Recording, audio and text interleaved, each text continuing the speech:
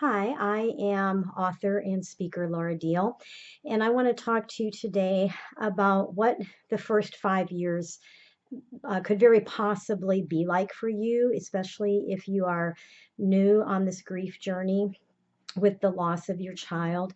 Just this past week, we hit the 5 year mark for our daughter Becca being gone from this earth. And so I started thinking about what are some of the things that I could share with other parents who are um, fresh on this journey coming up behind me. And there are actually 5 things that I thought about that I would like to share with you. The first thing is that there are no rules or timelines for grief. Dave and I are both blessed to have our parents still here on this earth. And so, for the first real death of somebody intimate in our immediate family to be our daughter was devastating. And I had no grid, I had nothing to compare it to based on another loss. But then one thing I found out from other bereaved parents is that it wouldn't have mattered because the loss of our child is so much deeper and so much more intense, and it really doesn't compare to other earthly losses like parents, things like that, other people that are very, very close to us. And so there is no right or wrong way to grieve. We can't really compare our grief with each other because our child was unique, our circumstances were unique. And so don't try to compare your grief with the grief of other people. And along with that, if you are married, we do hear that a lot. There's no right or wrong way to grieve. But those of us who are married, we will tell other people that and try to encourage them. But when it comes to our spouse, we throw that out the window, and we decide that when it comes to our spouse, that if they're not grieving like us, that they're not doing it right. And that's just not true. We all grieve differently, and a lot of times husbands and wives, we will grieve in exact opposite ways. One wants to look at pictures all the time, the other one wants nothing to do with it. One wants to go to the cemetery all the time, the other one wants nothing to do with it. We're just processing the grief in our own way and the way we need to. So there are no timelines, there are no right or wrong way to do it, and we just really need to have a lot of grace on in both directions, coming in and on receiving and giving. It's just very personal. Another thing that I discovered is that when the grief waves come, at the further you go, they're not as suffocating as they are at the very beginning. But one thing I do want to tell you, after saying there's no timelines and things like that, I do want to let you know something that I don't call it a timeline, but um, I'll call it a pattern for lack of a better word. But most parents, and I hope you don't fit into this, but most parents find that the second year is harder than the first year. And if you're in that first year, I know you can't even begin to imagine that.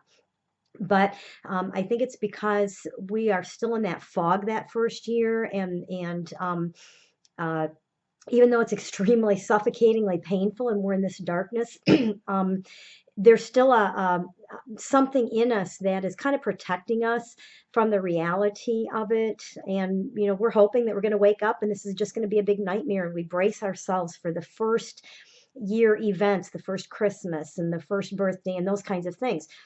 The second year comes along and we think it's going to be better, but by then a lot of times that fog is lifted, and so the reality of our child not being here is can get heavier. And because we thought we braced ourselves that first year, the second year will be easier. Sometimes it's just not. And like I said, I hope you don't fit into this, but if you do find yourself in that place, or maybe you're in the second year and you're thinking this is worse than last year, how is that even possible, what's wrong with me? There's nothing wrong with you. And you will get through this. Just let me encourage you. You will get through this. Once you start hitting the third, the fourth, and like me, we're hitting year 5. um, you begin to the reality. You begin to learn to live with this new reality, and the grief waves, they just don't hit as hard and they don't pull you under as deeply. And so I do want to encourage you with that. Another thing that I discovered is that forgiveness plays a huge part in the healing process. We have so many people we have to forgive. A lot of us, we're angry at God. We need to forgive Him for not stepping in. We're angry at ourselves. We're angry at our child for leaving. We're angry at anyone and everyone who had anything, even the slightest bit, to do with the death of our child. And all that does is make us an angry, bitter person. And we don't want that in our lives. And I don't know if you've heard that saying that like unforgiveness is like drinking poison and expecting the other person to die. It doesn't affect them the way it does us. And forgiveness is a process. It's not something that we can just, oh, okay, I forgive you and go on our merry way. Um, I actually, in my book, When Tragedy Strikes, I have a whole chapter on forgiveness and laying that as a foundation for our healing process of being able to move forward in life and learning how to do that with this piece of us missing. And I actually do, that's one of the subjects that I teach on the most, is how important it is to forgive, and that it is a process.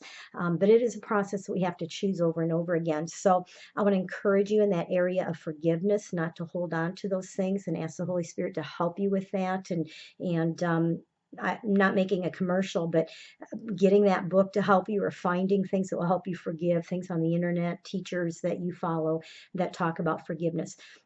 Another thing is that when Becca died, it would just almost take my breath away to think about being 2 years away from her, 5 years away from her, 10 years, 25 years, to look back and say she's been gone for 10 years or 15 years or 25 years. It was just like, I would think about that and almost like couldn't breathe. It's like, how am I going to do this? And God showed me something that I'll share with you, is that I'm not getting further away from her. I'm getting closer to her, and so are you. Every day we are here on this earth is a day closer to our own departure, which means it's a day closer that we are getting to our child, not further away. So just really take that to heart. Our perspective is can really help us when we allow God to change the way we see or think about something. And the last thing is that there will be laughter and joy again. I promise you. Sometimes we find ourselves feeling guilty for laughing and being happy after the death of our child, and we think, oh, I must be a horrible person. How could I possibly laugh when my child is dead? And we unconsciously will self-sabotage ourselves. And here's a question that has helped a lot of parents get past this, is, would my child want me to stay in this miserable, painful, horrible existence for the rest of my life? Or would my child want to see me happy and moving forward with my life, knowing that I still have life here to live on earth? And I think if we're willing to admit it, that our child would feel very guilty if they knew that they were the cause of so much pain and darkness in our life. And so that is another perspective thing that sometimes can help us when we feel like we're a terrible person for wanting to be happy again, or finding ourselves laughing again after the death of our child. It's okay to smile. It's okay to laugh. It's okay to be happy and have joy in our lives again. It doesn't mean that we've moved on, or that we've our child's nothing but a faint memory. That's not it, because that's impossible.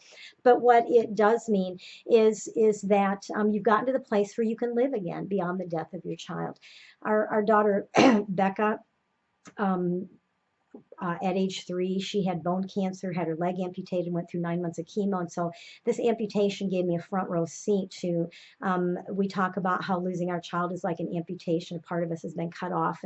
And we actually lived through that for 26 years, having a daughter with an amputation. And she was able to live a very full, happy, and fulfilling life without her leg. There were adjustments. There were many times that she was confronted with that loss again, but it didn't keep her from living life to the fullest way possible with that part of her cut off. And it's the same thing with us as bereaved parents. Losing our child, we have to go through the grieving process. We have to go through that darkness, but it is possible to come out on the other side with a full life again. And yes, it's going to be different. Yes, there's going to be times of pain. Yes, there are going to be times that we are confronted with that. But it is possible to go on and live a full life with that part of you missing. So with that, I just want to encourage you that just keep going day by day, breath by breath, if that's where you are, and grab onto the hope of the people around you, other parents who are further than you on this path. And, we're here for you at GPS Hope. Just go to www.gpshope.org. We have a lot of things there for you. We have a Facebook page.